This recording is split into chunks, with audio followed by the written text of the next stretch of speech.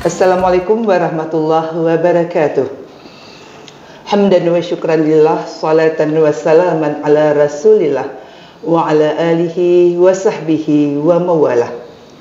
Puji syukur hanya milik Allah, Zat yang maha pengasih lagi maha penyayang. Selawat beriring salam ke pangkuan Nabi besar Muhammad sallallahu alaihi wasallam yang merupakan qudwah dan uswah kita semua. Selamat bertemu kembali dengan saya Siti Zahara di podcast Lentera Umat MPU Aceh dengan tema sanksi finansial bagi peserta didik dalam perspektif Islam terkait dengan fatwa MPU Aceh nomor 2 tahun 2019. Isu pendidikan merupakan isu yang sangat penting, bahkan banyak diperbincangkan di berbagai seminar dan forum.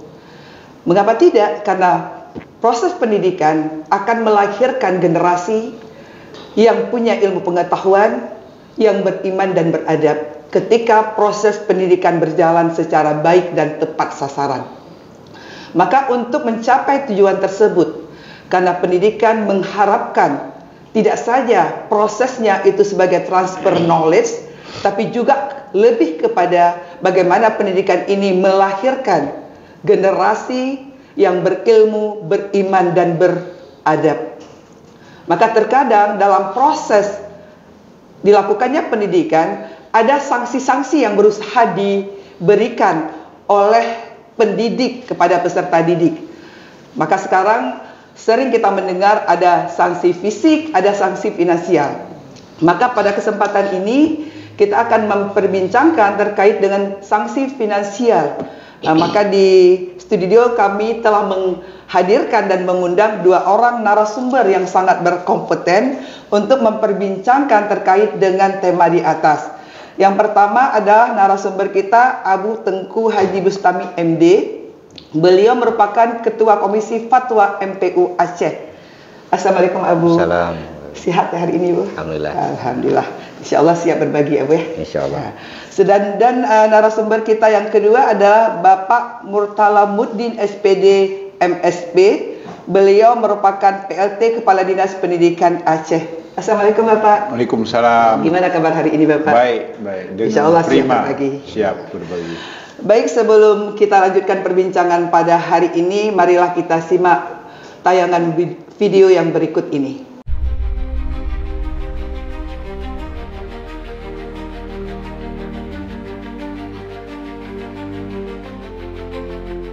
Dalam konteks pendidikan, sanksi finansial bisa diterapkan dalam bentuk denda yang tidak memberatkan dan tidak boleh digunakan sebagai sumber pendapatan sekolah.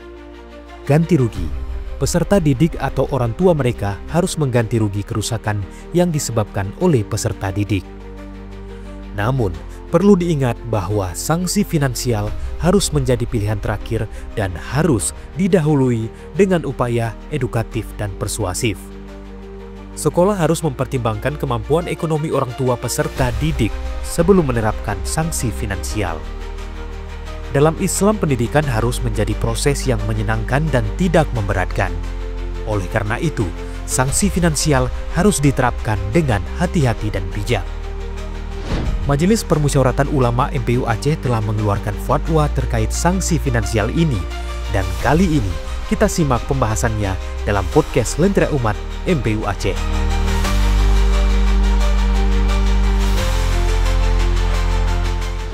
Baik, mungkin kesempatan yang pertama kami berikan kepada Abu terkait dengan fatwa MPU Aceh nomor 2 tahun 2019 itu tentang sanksi finansial bagi peserta didik. Kami persilakan Abu. Baik. Assalamualaikum warahmatullahi wabarakatuh. Pemirsa yang mulia, pada kesempatan pertemuan hari ini, ya, sebagaimana telah disampaikan di awal tadi, menyangkut fenomena ada sanksi-sanksi yang diterapkan di dunia pendidikan.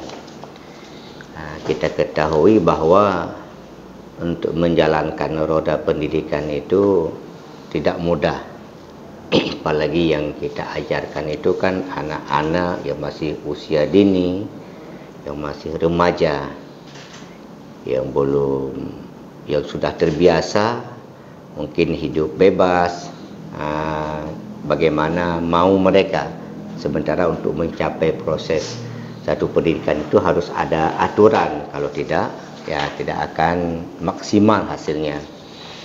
Maka di setiap lembaga pendidikan itu, baik umum, swasta, di pesantren, pasti ada aturan-aturan. Aturan itu lahir karena perilaku anak didik itu sendiri. Jadi di awalnya itu enggak ada aturan sebenarnya. Kalau mereka patuh dengan aturan yang memang lumayan sedikit itu tidak lahir. Namun kadang-kadang ya anak kita sudah terbiasa ataupun memang lahir sikap yang berubah itu kemudian, maka perlulah aturan-aturan. Jadi berkenaan dengan itu, kadang-kadang karena kewalahan dalam menghadapinya, timbullah ide-ide yang kadang-kadang kita tidak ingat lagi, kadang-kadang ada yang melanggar. Maka oleh karena itu MPU perlu mengangkat tentang sanksi-sanksi yang diterapkan di dunia pendidikan itu. Maka pada tahun 2019 itu diangkatlah judulnya tentang masalah sanksi finansial. Maka dari hasil keputusan Fatwa MPU nomor 2 tahun 2019 itu, sanksi finansial yang dimaksud adalah hukuman material yang diterapkan oleh lembaga pendidikan kepada peserta didik. Itu yang dimaksud dengan sanksi finansial. Adapun yang kedua, penerapan sanksi yang bersifat mendidik kepada peserta didik itu dibolehkan. Karena itu untuk mencapai pendidikannya. Tapi yang sifatnya mendidik. Yang ketiga, penerapan sanksi finansial bagi peserta didik itu hukumnya haram. Ya, itu tidak dibenarkan karena tidak ada alasan kenapa kita harus mengutip uang karena mereka melakukan kesalahan. Jadi dari referensi yang ada dalam agama, tidak ada jalan masuk kita untuk boleh mengambil uang sebagai sanksi atas pelanggaran yang dilakukan oleh anak didik. Tidak ada jalan masuk ke sana. Justru kita masuk kepada larangan Allah dalam Al-Quran. Ya ayyuhalladzina amanu la ta'kulu amwalakum bainakum bil batil. Hai orang beriman, jangan kamu makan harta di antara sesama kamu dengan cara yang tidak benar. Ila antakuna tijaratan antaradhim minkum. Kecuali karena ada perniagaan, itu yang juga harus ada saling ridha. Itu dalam jual beli sendiri harus ada persetujuan. Kita maksa orang mau jual barang ke kita, itu tidak boleh. Jadi harus ada ridhanya. Ya, wala taqtulu anfusakum innallaha kana bikum rahimah. Nah, indah dasar dari ayat inilah kemudian dijabarkan bahwa tidak ada jalan masuk sanksi finansial itu yang membolehkannya. Nah, mungkin itu. Baik Abu, kalau misalnya memang sanksi finansial tidak boleh, artinya untuk mendidik anak-anak yang tadi melanggar aturan, misalnya datang sekolah terlambat, atau ada tugas yang diberikan tidak dikerjakan.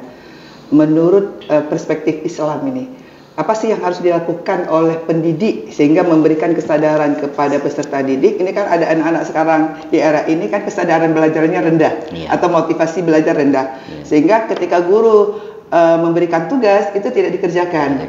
Maka ketika tidak dikerjakan mungkin memang nilai tidak ada, tetapi untuk memberi kesadaran dia untuk ada motivasi belajar, apa sih yang harus dilakukan menurut perspektif Islam? Ya. Ini sangat tergantung kepada kondisi anak. Kita juga harus belajar psikologis dia. Yang melatar belakangi dia ini malas, kenapa? Terlambat. Karena kan sering kita juga melihat, mungkin walaupun itu hanya konten, kita salah sikap. Anak itu terlambat supaya ada masalah di dalam rumah tangga. Ya, mungkin orang tuanya yang sudah sedang sakit, dia harus meretreat dan lain sebagainya. Ataupun ada hal-hal lain, kita harus coba cek dulu. Kenapa dia bersikap seperti ini, agar kita nanti bisa menemukan titik temu sanksi apa yang bagus. Kadang-kadang tidak perlu sanksi. Kadang anak yang sangat bandel itu kadang-kadang bukan dengan sanksi.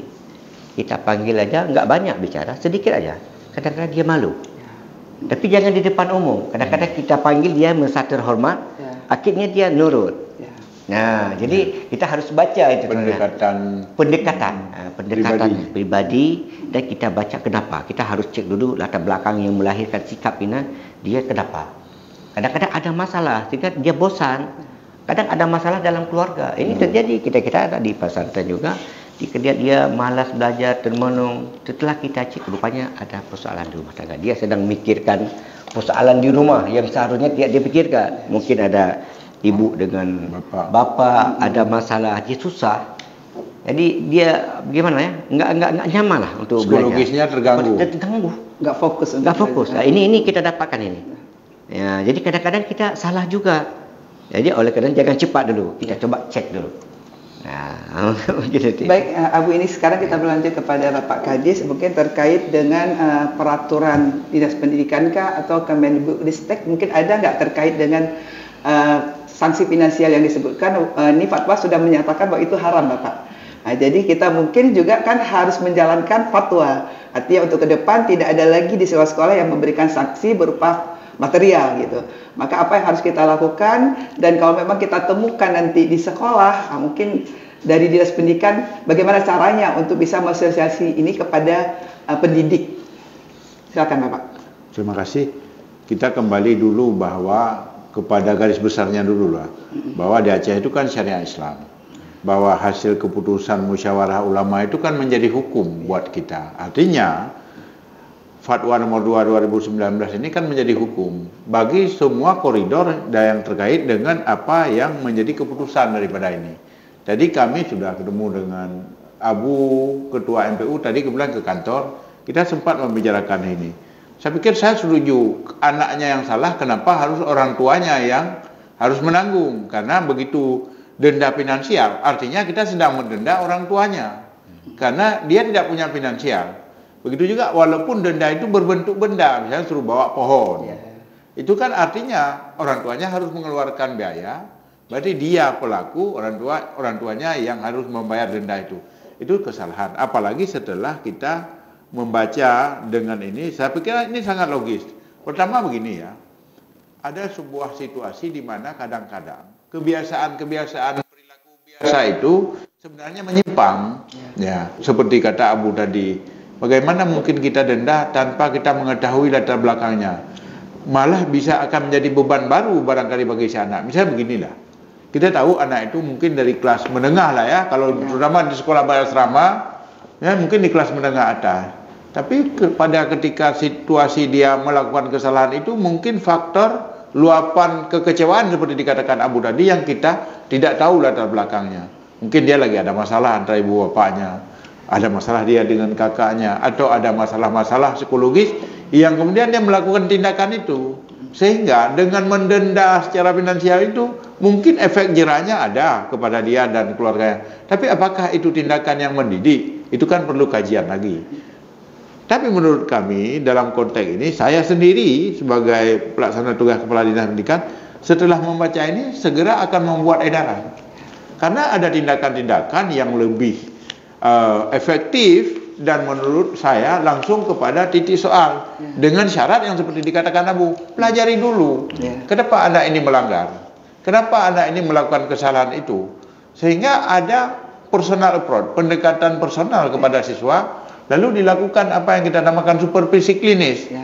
Ya, kalau masalahnya di keluarga, dia tiba-tiba menjadi bandel, menjadi melawan guru dan segala macam karena mungkin luapan emosionalnya, maka yang perlu diobati dulu kan luapan emosionalnya, bukan didenda sehingga menambah beban lagi kepada dia. Maka barangkali kalaupun itu menurut pertimbangan guru itu harus berbentuk denda, maka dendanya harus berbentuk denda yang lebih mendidik. Contoh begini, kalau dia misalnya di pondok pesantren, itu suruh dia ngaji 1 juz hari ini, subuh ini dia harus ngaji 1 juz dan diawasi, ya kan, untuk dendanya. Atau kalau di sekolah barangkali kamu harus menyelesaikan buku ini tentang karakter, 1 hari ini membaca sampai habis dan membuat resumenya menulis.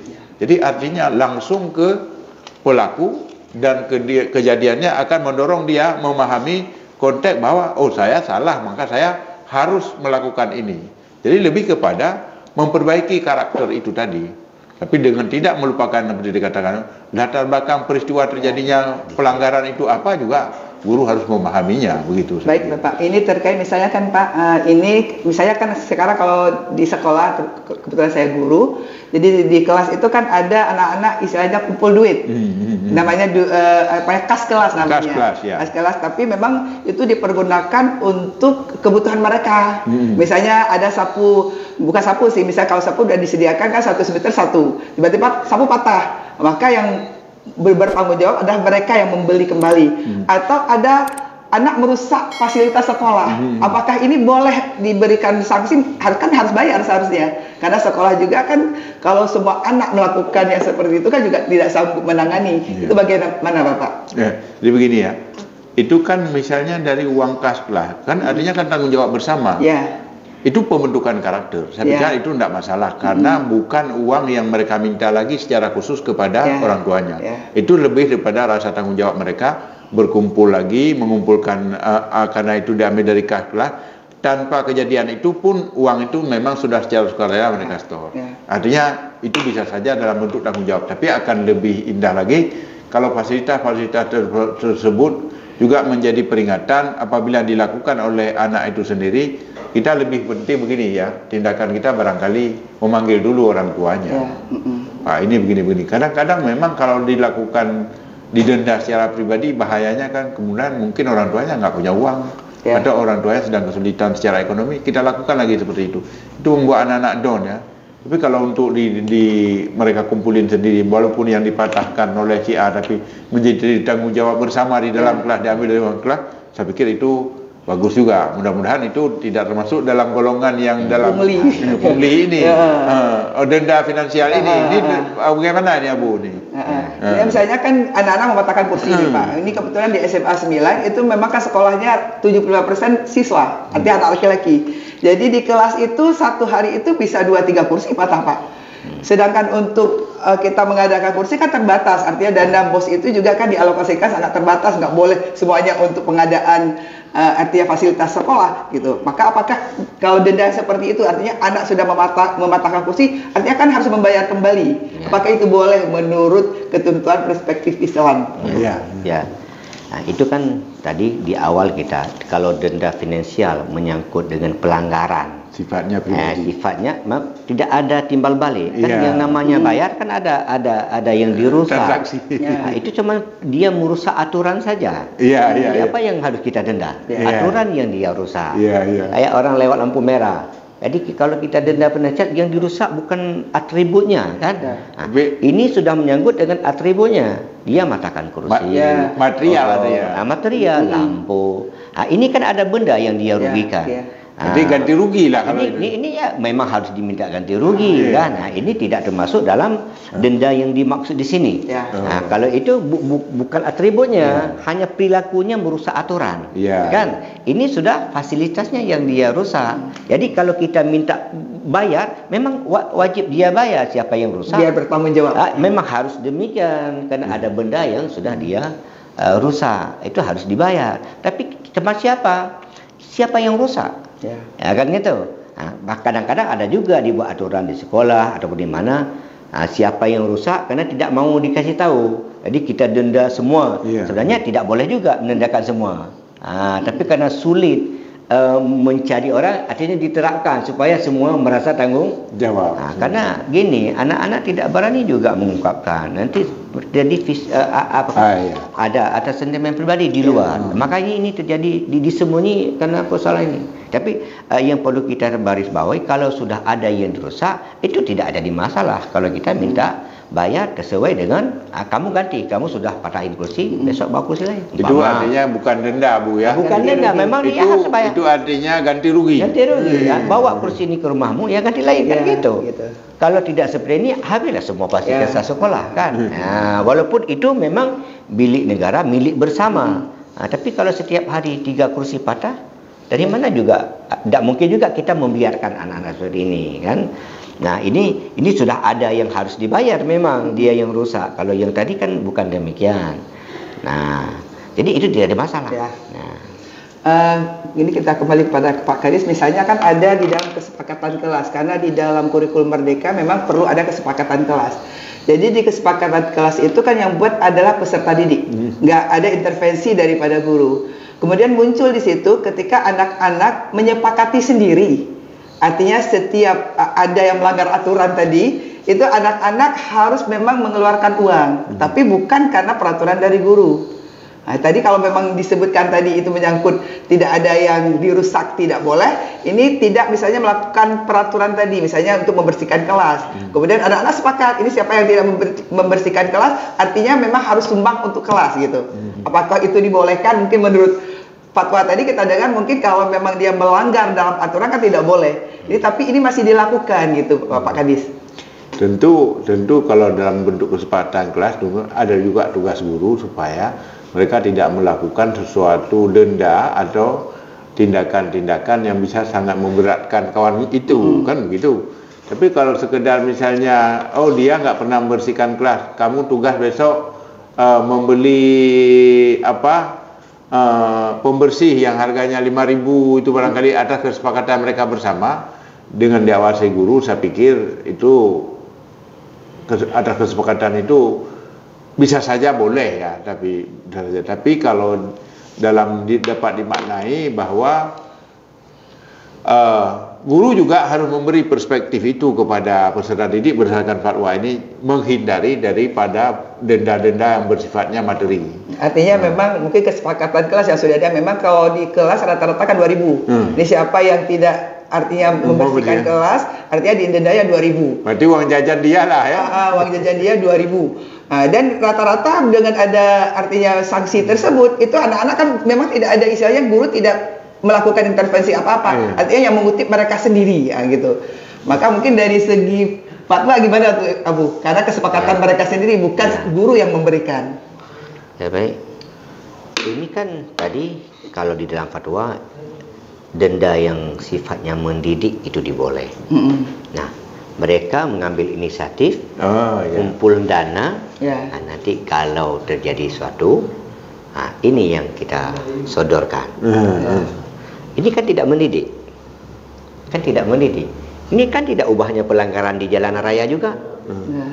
Biar nggak ditilang, kita bayar aja bayar di tempat, udah selesai. Tapi tidak ada pendidikan yang kita ajarkan kepada mereka. Walaupun itu memang inisiatif.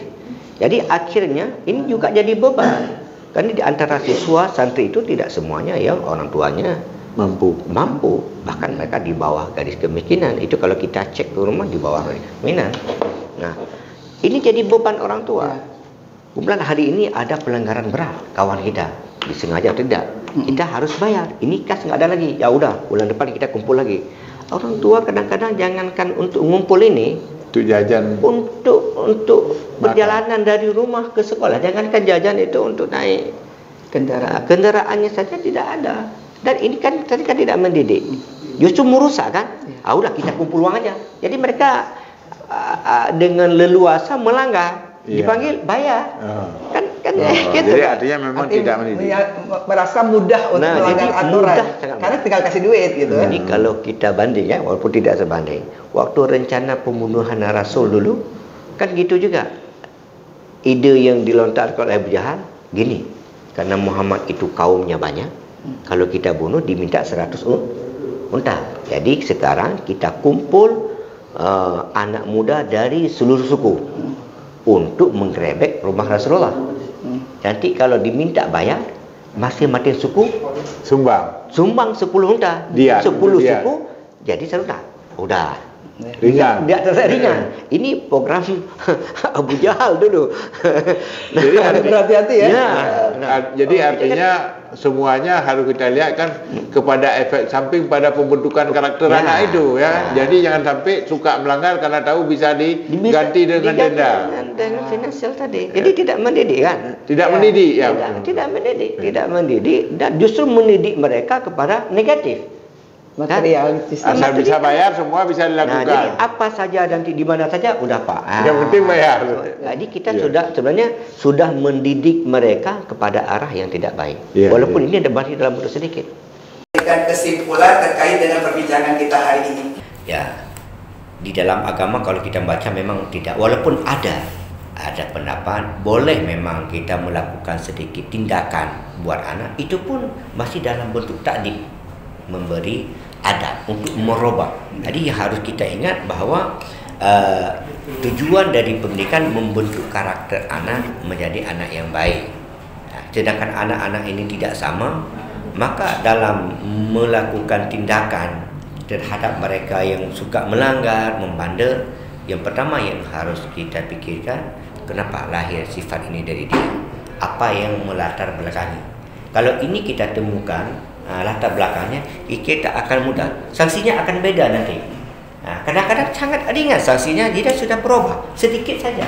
Itu banyak kejadian hanya kita panggil secara terhormat, dia merasa dihormati, dia jadi hormat, jadi malu. Tapi kalau memberi sanksi di depan umum, justru dia malu, merasa dihina, tapi dia berontak, dendam. Apalagi kalau dia punya jiwa yang keras itu. Jadi perlu kita pelajari kepribadian anak itu sendiri, latar belakang, mungkin ada masalah keluarga, atau ada juga begini, kalau anak itu sering dipermalu oleh guru di dalam kelas, akhirnya dia berontak, dia tak terima, dia jadi sasaran. Kadang-kadang kita juga salah, karena manusia yang biasa saja. Kita guru kadang-kadang anak-anak karena terlalu nakal, kita membenci. Jadi sedikit aja dia salah, langsung kita beri sanksi. Akhirnya dia pun berontak, merasa tidak adil. Jadi kita juga harus koreksi juga kadang-kadang kesalahan itu dari kita. Tapi yang penting kita koreksi dulu latar belakangnya, biar sanksi yang kita beri itu memang benar mendidik. Yang tujuan dari sanksi tidak ada lain, merubah karakternya yang tidak benar menjadi anak yang baik. Baik, kepada Bapak Kadis kami persilakan. Jadi begini, ini adalah momentum di mana saya bersama jajaran pendidikan lainnya, selama ini kita sepertinya ada dikotomi antara pendidikan agama dengan pendidikan formal di sekolah. Sesungguhnya kan Aceh itu kan kedua-dua pendidikan ini kan formal ya. Maka oleh karena itu dengan fatwa ini menjadi alat, menjadi semacam lecutan bagi kami bahwa ternyata yang seperti ini juga harus menjadi bahagian daripada kebijakan di dunia pendidikan kita. Jadi fatwa NPU itu berlaku di lembaga pendidikan formal. Kan bukan karena di Aceh itu NPU itu bahagian dari integral pemerintah ya. Jadi keputusannya yang seperti ini mungkin akan menjadi alat bagi kami untuk membuat sebuah kebijakan yang baik tentang apa yang diinginkan oleh kanun ini menjadi acuan pelembagaan pembinaan bagi anak-anak yang melanggar aturan di sekolah. Mudah-mudahan ini menjadi macam peringatan buat kami, semacam lecutan buat kami, semacam nasihat buat kami yang insya Allah akan kami lakukan dengan baik. Terima kasih Abu dan Bapak sudah bersedia hadir di podcast hari ini. Dari kesimpulan tadi bisa kita ambil pembelajaran bahwa ketika kita melakukan proses pendidikan baik di rumah maupun di sekolah, maka usahakan dalam memberikan sanksi kepada peserta didik atau anak itu jangan bersifat sanksi finansial dan sanksi fisik, tetapi ada sanksi-sanksi yang mengedukasi dia untuk menjadi lebih baik. Karena sebenarnya proses pendidikan adalah proses menghasilkan generasi yang hebat, generasi yang berilmu, beriman dan bertakwa, sehingga mengetahui dirinya itu adalah sebagai hamba Allah, sehingga dia juga tahu siapa sang penciptanya. Dengan demikian akan lahirlah orang-orang yang taat kepada Allah dan taat kepada Rasulullah dan juga taat kepada ulil amri minkum. Dan dengan bisa kita melaksanakan pendidikan yang baik, kita berharap akan lahir generasi-generasi hebat ke depan. Demikianlah pertemuan kita pada hari ini. Saya Siti Zahra selaku host pada hari ini mengucapkan terima kasih atas perhatian. Mohon maaf atas segala kekurangan. Assalamualaikum warahmatullahi wabarakatuh.